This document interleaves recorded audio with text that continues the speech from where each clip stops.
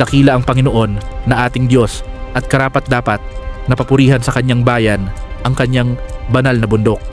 Ito ay mataas at maganda at nagbibigay kagalakan sa buong mundo.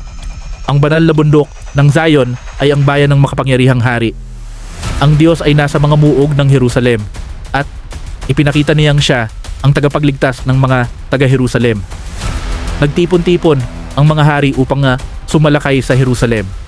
Ngunit noong nakita ng mga hari ang bayan, nagulat, natakot at nagsitaka sila.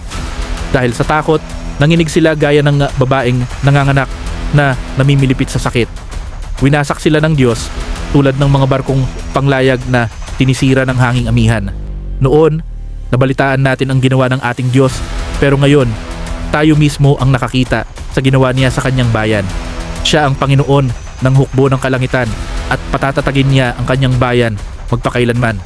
Sa loob ng inyong templo, O Diyos, iniisip namin ang pag-ibig ninyong matapat. O Diyos, dakila ang pangalan niyo at pinupuri kayo ng mga tao sa buong mundo. Ang kapangyarihan niyo ay laging makatarungan.